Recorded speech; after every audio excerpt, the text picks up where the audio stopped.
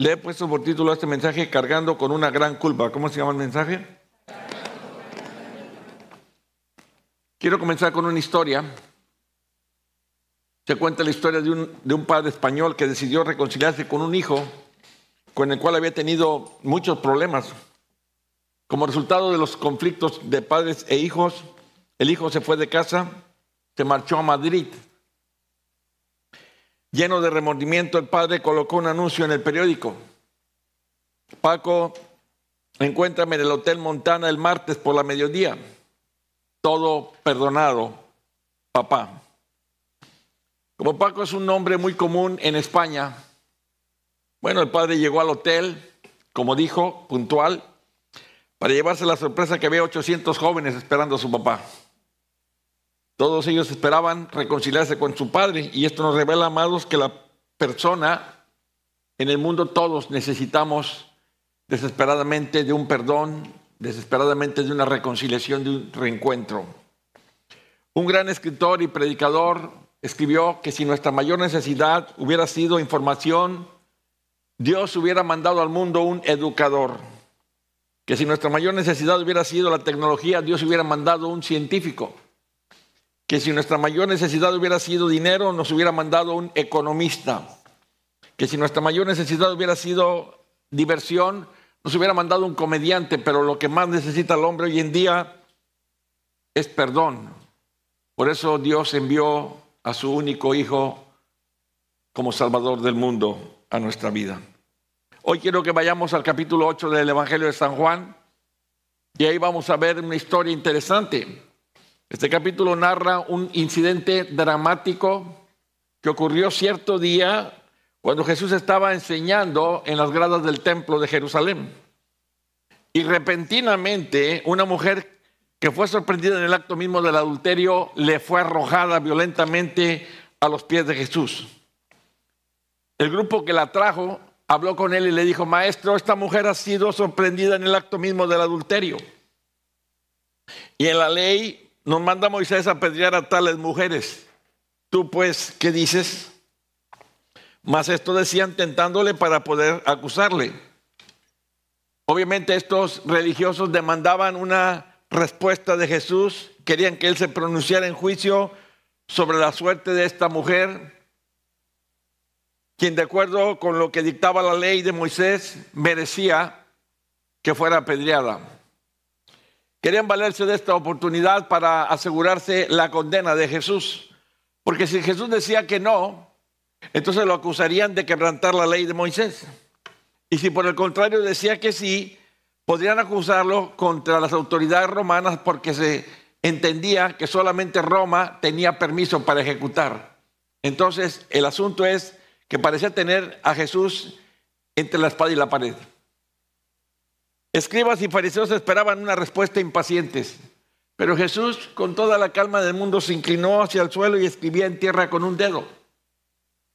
Los escribas y fariseos se sintieron irritados por la espera, porque Jesús no ofrecía ninguna respuesta rápida a su pregunta. Así es que volvieron a presionarlo. Y cuando Jesús se puso de pie, dijo: bueno, el que de vosotros esté sin pecado sea el primero en arrojar la piedra contra ella. Y nuevamente el Señor se volvió a inclinar para escribir sobre la arena. De pronto, al oír ellos esto, acusados por su conciencia, salían uno a uno, comenzando desde los más viejos hasta los postreros, y quedando solo Jesús y la mujer que estaba en medio.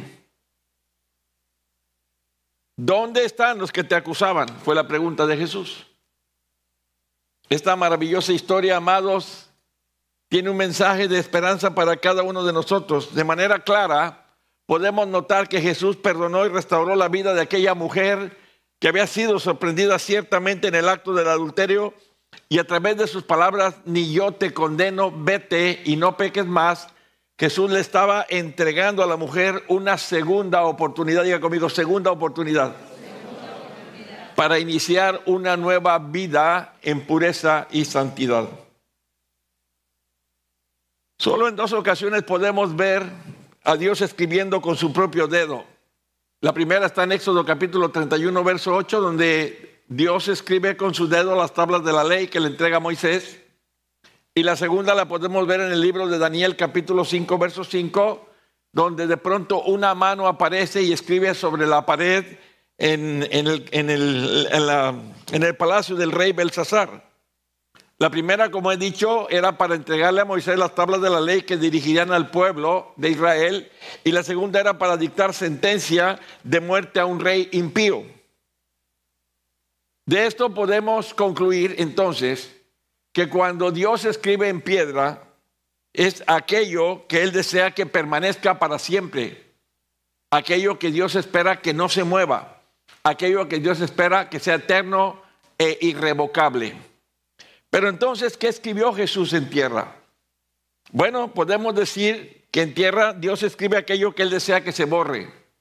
Quizá Jesús estaba oyendo las declaraciones de todos los testigos y estaba escribiendo: esta mujer ciertamente fue encontrada en adulterio, pero lo escribió sobre tierra. Ya que lo que se escribe en tierra, podemos decir que el viento, la lluvia o el tiempo lo tiende a borrar para siempre. Entonces, el acto de Jesús de escribir en tierra con el dedo mostraba a los acusadores fariseos y a los escribas que Él había dado un perdón, una restauración y una segunda oportunidad para volver a comenzar. De ahí quiero mencionar 4 puntos interesantes de esta historia de la mujer adúltera. En primer lugar, tenemos que entender todos que el pecado nos expone y nos quebranta a todos. La mujer fue llevada en el acto mismo. No hubo excusas, no hubo escondite. Así es el pecado. Tarde o temprano, todo queda al descubierto. Tarde o temprano. La Biblia enseña que todo está desnudo y abierto a los ojos de aquel a quien tenemos que dar cuentas. No hay pecado oculto delante de Dios.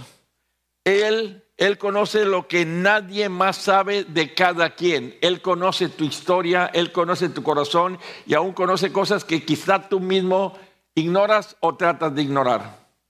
¿Cómo olvidar el caso del rey David, quien durante cerca de un año pensó que podía ocultar su pecado con Betsabé, creyendo que podría salirse con la suya sin consecuencias?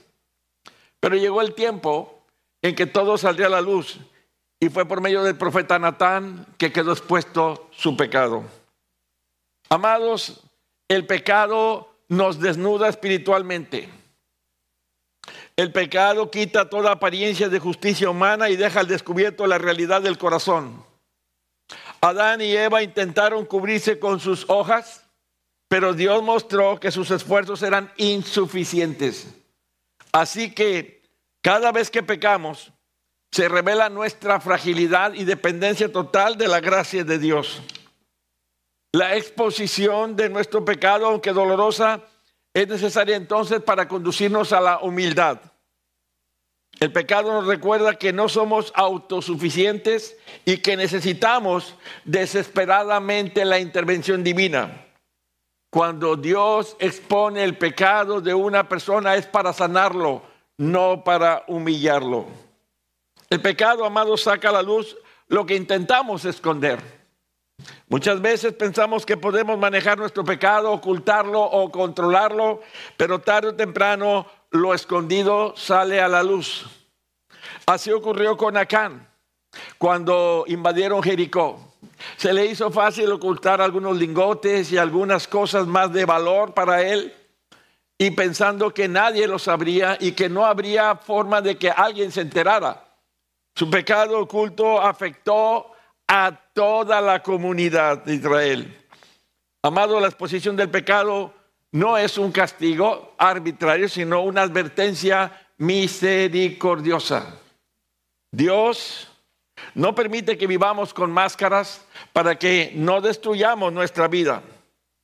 Él revela lo que escondemos para llamarnos al arrepentimiento antes que sea demasiado tarde.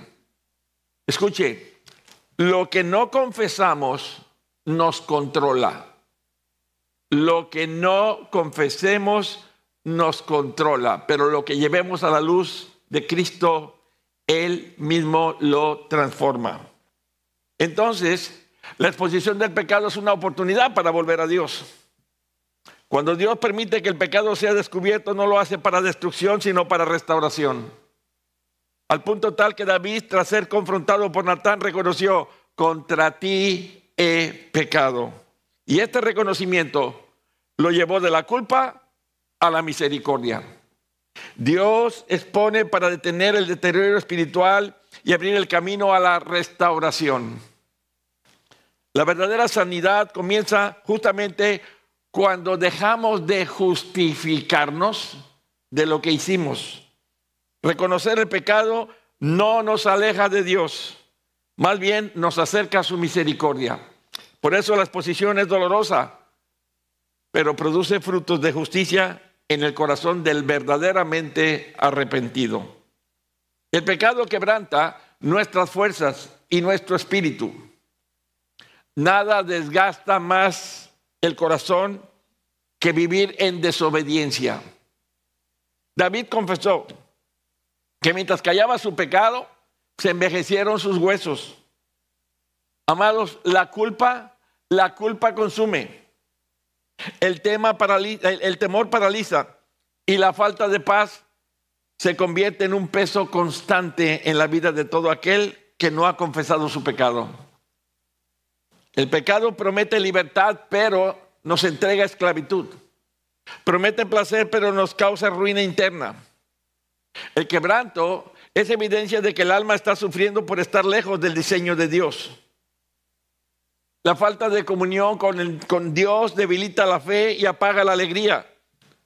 Solo cuando confesamos encontramos alivio y descanso verdadero. El pecado afecta nuestras relaciones y destruye vínculos, acaba con matrimonios y con familias. No pecamos solos, siempre afectamos a otros. El pecado rompe la confianza, hiere a quienes amamos y crea distancias que a veces tardan años en repararse. Adán y Eva, después de pecar, no solo se escondieron de Dios, sino también entre ellos. La culpa, amados, produce aislamiento. La persona que vive en pecado tiende a reaccionar normalmente con orgullo, con defensa o hasta agresivamente, dañando su entorno. El pecado, entonces, nunca edifica, siempre desgasta. Dios permite el quebranto para mostrarnos, entonces, que necesitamos, ¿qué? Reconciliación, que necesitamos, ¿qué? Sanidad, que necesitamos restauración, tanto en Él y con Él como con los demás. El pecado quiebra nuestras convicciones y debilita nuestro carácter. Cuando caemos en pecado, nuestras convicciones se erosionan y empezamos a justificar lo que antes rechazábamos. Sansón había sido escogido para ser un nazareo, pero el pecado lo llevó a perder su fuerza y visión. El quebranto ocurre porque dejamos de obedecer a las pequeñas cosas. Las pequeñas, ¿qué tanto es tantito? ¿Qué tanto es poquito? Pero el pecado roba la firmeza y entonces nos vuelve vulnerables a tentaciones cada día más fuertes, más grandes, más grandes, más grandes. La pérdida de carácter entonces es una de las consecuencias más graves. Sin embargo, Dios usa el quebranto precisamente para reconstruirnos desde adentro. Solo el arrepentimiento sincero restaura lo que el pecador destruyó. Segundo punto, el quebranto por el pecado es el inicio de la restauración. En el Salmo 51, verso 17, dice el salmista: los sacrificios de Dios son el espíritu quebrantado, al corazón contrito y humillado no despreciarás tú, oh Dios. Por lo que podemos decir que el quebranto no es el final, más bien es el punto de partida. Dios jamás rechaza a quien viene con un corazón quebrantado y humillado. El arrepentimiento sincero, amados, abre las puertas a la gracia. El quebranto nos coloca justamente en el terreno donde Dios puede empezar a obrar profundamente en nuestro corazón. Y no se trata de tristeza emocional, sino de un reconocimiento honesto de nuestra condición y un deseo genuino de cambiar, de volver a empezar, de iniciar nuevamente con Dios. Cuando Dios ve un corazón humillado, entonces derrama misericordia en abundancia. Entonces, bien podemos decir que la restauración comienza cuando dejamos de luchar, cuando dejamos de autojustificarnos, cuando dejamos de escondernos y nos rendimos a su voluntad. El quebranto produce transformación y fruto espiritual. El arrepentimiento verdadero cambia la conducta, renueva la mente y restaura la comunión con Dios. Y podemos recordar al hijo pródigo. El hijo pródigo fue quebrantado en la miseria. Estaba queriéndose comer las algarrobas de los cerdos. Pero ese dolor lo llevó de regreso al Padre. Amados, Dios transforma el dolor del pecado en frutos de obediencia, gratitud y santidad. Porque el quebranto produce humildad, dependencia y un deseo profundo de no volver a lo mismo. Allí, vuelvo a repetir, en el quebranto es donde Dios limpia, donde Dios fortalece y donde Dios renueva. Lo que parecía una ruina, entonces se convierte en un testimonio de vida. No hay transformación sin quebranto, porque es ahí donde Dios rehace lo que el pecado destruyó, lo que el pecado deformó. El quebranto nos acerca a la gracia y fortalece nuestra comunión. Cuando una persona reconoce su pecado, la gracia se vuelve más dulce y la comunión más profunda. El quebranto rompe la soberbia y abre espacio para que Cristo reine plenamente. Amados, Dios no solamente quiere perdonar, quiere restaurar la intimidad con sus hijos, la intimidad que el pecado ha destruido. Por lo tanto, el quebrantado usualmente ora más, busca más y depende más. El pecado nos aleja, pero el quebranto nos devuelve a los brazos del Padre.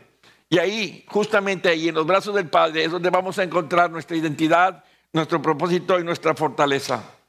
La comunión restaurada, entonces, es el mayor regalo de la gracia, el volver a encontrarnos con Dios. Ahora bien, el Señor Jesús examinó el corazón de los acusadores. Volvamos a la escena. Un grupo de escribas y fariseos han traído una mujer y la exhiben públicamente. Y la avergüenzan y la humillan y declaran su muerte. Pero Jesús examina el corazón de los acusadores. Él está oyendo también a los que están ahí. El que de vosotros esté sin pecado, sea el primero en arrojar la piedra con ella. E inclinándose de nuevo al suelo, siguió escribiendo en tierra. El Señor Jesús habló con plena autoridad. ¿Por qué? Porque Él es el 3 veces santo. En Él no hay pecado. Así que los acusadores se presentaban como jueces, pero ignoraban su propia condición caída. La ley, decían ellos, la ley, pero la ley que citaban les condenaba también a ellos. La misma ley que ellos querían usar para ejecutar a la mujer era la misma ley que los condenaba a ellos. Romanos 3:19 nos dice, pero sabemos que todo lo que la ley dice, lo dice a los que están bajo la ley para que toda boca se cierre y todo el mundo quede bajo el juicio de Dios. Amados, la cruz muestra que nadie es justo por sí mismo. Jesús fue a la cruz por el pecado de toda la humanidad. Romanos capítulo 3, verso 23 dice, por cuanto todos pecaron. ¿Cuántos? Todos. ¿Cuántos? Todos. Entonces aquí nadie puede levantar ninguna piedra. Porque todos hemos pecado y estamos destituidos de la gloria de Dios. Entonces el apóstol Pablo declara que todos pecamos sin excepción alguna. Y esta afirmación incluye a gentiles y judíos, a religiosos y a no religiosos. Nadie, absolutamente nadie alcanza el estándar perfecto del Señor Jesucristo. Por lo tanto, la humanidad entera necesitamos redención, no autojustificación. Por causa del pecado, escuche, somos destituidos de la gloria de Dios. Y tiene que analizar la palabra destituidos. Destituidos implica quedar privado de algo que se debía poseer. Si a usted lo destituyen de un puesto, usted perdió el puesto. Le quitaron el puesto. Nosotros fuimos llamados para reflejar la gloria de Dios. Pero también fuimos destituidos de ese poder. ¿Por qué? Por causa del pecado. Así que, amado, la gloria de Dios representa su presencia. representa su santidad, representa su comunión. Y sin Dios el hombre se vuelve vacío. El hombre vive separado y vive espiritualmente muerto. Ninguna obra humana puede restaurar esa gloria perdida, solo Dios. Solo Dios. Así que la religión sin gracia, pues desgracia. Porque la religión sin gracia no devuelve lo que el pecado robó. Solo Dios puede restaurar lo que el hombre perdió. Solo Dios puede devolvernos y restituirnos de lo que fuimos destituidos. La condición universal revela la necesidad de un Salvador universal. Cristo restaura la gloria perdida mediante su obra en la cruz. En Él, el pecador es reconciliado con Dios. Entonces, la gracia capacita al creyente para volver a reintegrarse a esa comunión divina y para volver a entrar en la voluntad de Dios en la tierra. Ya no entonces vivimos para nosotros mismos, sino más bien para aquel que nos redimió, para aquel que nos rescató, para aquel que pagó por nuestros pecados. Jesús dijo claramente en la cruz, la cuenta está pagada, consumado es. Y esto significa que Él pagó por el pecado de toda la humanidad. Así la gracia nos conduce a participar entonces ahora del plan eterno de Dios en Cristo Jesús. Número 3. Cristo expone la conciencia y conduce a la convicción. La conciencia, amados, de los acusadores entró en acción. Ellos llegaron para ejecutar a la mujer, pero de pronto la misma conciencia se volteó contra ellos. Las palabras de Jesús tocaron algo profundo en el corazón de cada acusador y nadie respondió, porque la verdad no se discute, se reconoce. La conciencia empezó a recordarles pecados ocultos y fallas personales. Y quizá hoy mismo el Espíritu Santo esté hablándonos a cada uno de nosotros. Ya no pudieron seguir señalando a la mujer sin verse a ellos mismos. A veces, amados, Dios no grita, solo deja que nuestra conciencia hable. Y ese silencio de Jesús cuando se inclinó a escribir en tierra fue más fuerte que cualquier argumento, y es que cuando Dios habla, el orgullo ya no tiene más defensa. Jesús simplemente guardó silencio y dejó que su propia conciencia trabajara con ellos. Dice la Escritura que salían uno a uno, diga conmigo, uno a uno. Nadie pudo sostener la acusación. Uno a uno fueron dejando caer las piedras a un lado y salieron. No se fueron en grupo, se fueron solos, uno por uno. Cada quien tuvo que enfrentar su propia realidad delante de Dios. Dice la Escritura que el mayor o el más viejo se fue primero. ¿Por qué razón? Quizá porque entendió más rápido o quizá porque tenía más cola que le pisaran. La experiencia o los años, amados, no eliminan el pecado. Una cosa es clara: cuando Dios nos confronta, no podremos escondernos entre la multitud, porque el trato de Dios es personal y es directo. Salmo 139, versos 7 al 10 dice: ¿a dónde me iré de tu espíritu? ¿Y a dónde huiré de tu presencia? Si subiera a los cielos, allí estás tú, y si en el Seol hiciere mi estrado, he aquí, allí tú estás. Si tomara las alas del alba y habitara en el extremo del mar, aún allí me guiará tu mano y me asirá tu diestra. En pocas palabras, no hay lugar donde te puedas esconder ni ir a esconder tu pecado. Los acusadores llegaron seguros de su justicia, pero se dieron cuenta de que su vida no era tan recta como pensaban, y la vergüenza reemplazó su arrogancia. Amados, es fácil señalar cuando no nos examinamos. Recordemos cómo David juzgó el caso que Natán le presentó en 2 Samuel 12. Natán con temor por su vida, Natán enfrenta a David y le cuenta una historia de un hombre rico que, teniendo tanto ganado, se le hizo fácil acabar con la corderita de su vecino. En lugar de tomar de su propio ganado, tomó la corderita de su vecino y le hizo fiesta a un invitado. Y cuando David oye la historia de Natán, dice que entonces encendió el furor de David en gran manera contra aquel hombre y dijo a Natán: Vive Jehová, que el que tal hizo es digno de muerte y debe pagar la cordera con 4 tantos porque hizo tal cosa y no tuvo misericordia. Él mismo se estaba dictando su propia sentencia. Cuando no vemos nuestros pecados, qué fácil es dictaminar sentencia a otros. Qué justos nos volvemos, qué radicales, qué fuertes. Bueno, Jesús quitó la máscara religiosa sin humillar con palabras. Jesús no necesitó gritar ni insultar para desenmascarar la religiosidad de los escribas y fariseos. Con una sola verdad, dejó que cada corazón se viera a sí mismo. Él confrontó el pecado sin destruir a la persona. Yo platicaba que cuando estaba haciendo esto me acordé de una escena mía de la infancia. Al fin, niños, una vez fuimos a un lugar y íbamos varios niños y vimos un panal de abejas. Y entonces se me hizo fácil agarrar una piedra y zumbarme el panal. Y todos nos escondimos detrás de un tronco. Y el abejerío, ¿no? Pero una me fijó y me persiguió. Y cuando echamos a correr se me clavó aquí. Me acordaba del señor Cometa, ¿no? De Cometín. Yo traía mi avispa aquí. Y un amigo mío me dijo piadosamente, no te muevas, ahorita te la quito. Agarró una rama y me puso un ramazo que casi acaba con la abeja y conmigo. Déjame decirte, Jesús no es así. Jesús no daña a la persona. Jesús confronta.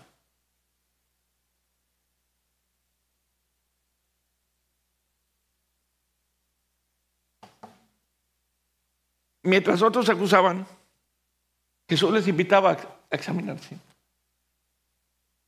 Su manera de corregir fue firme, pero llena de gracia y verdad. Amado, la religiosidad humilla. Jesús restaura. Jesús llama al arrepentimiento. Jesús no destruye a la persona. Y así Cristo mostró que Dios trata con el corazón, no con las apariencias. Número 4, cuando solo queda Jesús, queda la esperanza. Cuando solo queda Jesús, comienza la obra de Dios. Cuando te encuentras a solas con Él. En Juan 8:10 dice, enderezándose en Jesús y no viendo a nadie sino a la mujer, le dijo, mujer, ¿dónde están los que te acusaban? Ninguno te condenó. Al final se fueron todos y quedó Jesús con la mujer. La ley acusaba, pero Cristo permaneció. Jesús no se fue, porque Él vino no a condenar, vino a salvar. Y el momento más oscuro de esa mujer se convirtió en la oportunidad más grande de recibir la gracia abundante de Dios.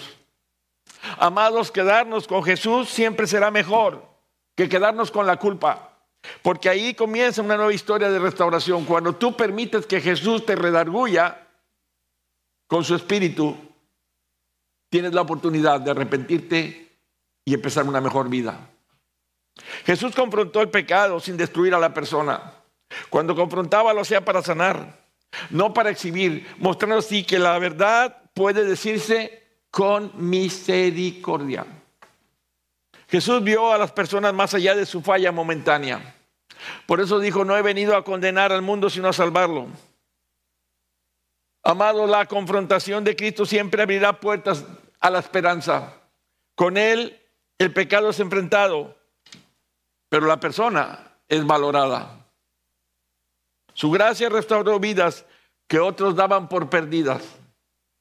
Donde la sociedad veía desecho, Jesús veía oportunidad de redención.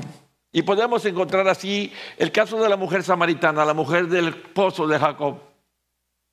Señalando su pecado sin rechazarla. 5 maridos has tenido y el que ahora tienes no es tu marido. Él no la quiso destruir. Al punto tal que la restauró y que fue la primera evangelista del Nuevo Testamento. Con Zaqueo, la corrección produjo arrepentimiento y cambio real. Jesús no justifica el pecado y no lo hizo con ellos, pero sí los levantó del piso. Su gracia dio fuerza para que ellos comenzaran una nueva historia y fueran una vida de testimonio. Mujer, ¿dónde están los que te acusaban?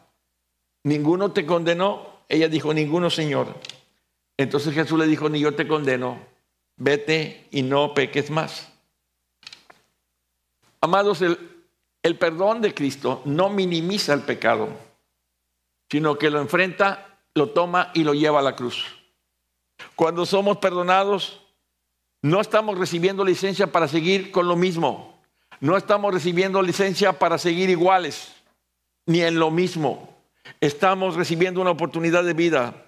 Dios nos perdona para levantarnos, no para dejarnos en el mismo lugar. Cristo nos perdona y luego nos dice, vete y no peques más. Ser perdonado entonces es comenzar una vida transformada por el amor de Dios. Quiero compartir rápidamente 8 consejos prácticos para vencer y sanar el pecado, porque estoy seguro que muchos aquí tenemos que enfrentar el pecado que hemos traído oculto durante mucho tiempo. Número 1, no escondas más tus pecados. Sácalos, confiésalos. No es lo mismo el veneno en una botellita que el veneno en tu estómago. No causa el mismo daño. Número 2, busca ayuda espiritual. No luches solo, necesitas ayuda. Necesitas de un consejero, de un pastor o de alguien que te pueda ayudar en los momentos de crisis. Número 3, córtale el acceso al pecado. Cambia de amigos, cambia de lugares y cambia de pensamientos para que puedas vivir una vida diferente. Número 4, llénate de la palabra de Dios. Esta es nuestra mejor defensa contra la tentación. Escrito está, decía Jesús. Número 5, ora por una sensibilidad espiritual. Pídele a Dios que te revele la forma en cómo debes prevenir y eludir el pecado. Dice la palabra, huye de las pasiones juveniles. Número 6, perdona y pide perdón cuando sea necesario. No quedes atado por falta del perdón, por el resentimiento, por la amargura. Deshazte de todo ello. Número 7, mantente en comunidad. No necesitamos estar juntos, necesitamos no dejar de congregarnos, no dejar de asistir a nuestros grupos celulares, a nuestros grupos de estudio.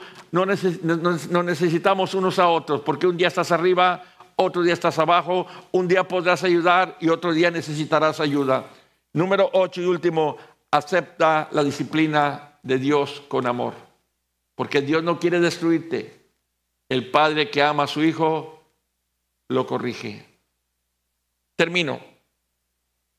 Hoy, como aquella mujer, todos estamos delante de Jesús. ¿Cuántos saben que Dios está aquí? Amén. Con nuestras historias, con nuestros grandes secretos, con nuestras fallas. Pero Él sigue diciendo, ni yo te condeno. Pero también te llama a una vida diferente, a una vida superior, a una vida de transformación. Por lo que el llamado de este mensaje es claro. Es arrepentirnos, es soltar el pecado y es creer en Jesucristo como nuestro Señor y Salvador. Quien se acerque a Jesús con un corazón humilde encontrará perdón, encontrará una nueva vida y encontrará salvación eterna. Por lo que Dios nos llama hoy a arrepentirnos, porque nos ama y porque desea restaurarnos. El arrepentimiento entonces no solo es sentir culpa, es un cambio real de mente y de rumbo. Recordemos que Dios no se complace con el pecado, pero sí en el pecador que vuelve. Que no se nos olvide que Jesús empezó su ministerio llamando al arrepentimiento y a creer en el Evangelio. Por lo tanto, arrepentirnos es reconocer nuestra condición de pecadores y depender de la gracia abundante de Dios. Es dejar el pecado para abrazar una vida nueva en Cristo. Cuando respondemos a Dios, téngalo por seguro que Él perdona y Él limpia. Hoy es el tiempo para volver a Dios y recibir salvación. Y aquí vuelvo a repetir, Dios trata de manera personal a cada uno. Usted no necesita esconderse. Usted no tiene secretos. Dios conoce todo. Dios sabe todo. Pero Dios está mirando su corazón para si usted está realmente arrepentido o va a seguir en lo mismo? Yo le pido un favor, incline su rostro, cierre sus ojos y tómese un tiempo, porque la palabra le ha sido dada. Dios lo está llamando a reconciliación. Dios lo está llamando a un arrepentimiento de corazón. Si usted ha cometido errores, si usted ha cometido pecados que los tiene muy archivados, muy ocultos dentro de usted, ahora mismo arréglese con Dios. Ahora mismo haga un pacto con Dios. Ahora mismo pídale perdón a Dios. Ahora mismo abrácese de Dios. Ahora mismo decida no ocultar más el pecado, sino traerlo a la cruz y entender que Jesús vino a eso, a morir por nuestros pecados. Pero usted tiene que dárselos. No se puede quedar con ellos. Entrégueselos a Jesús. Reconozca que hemos ofendido, que hemos dañado, que hemos lastimado.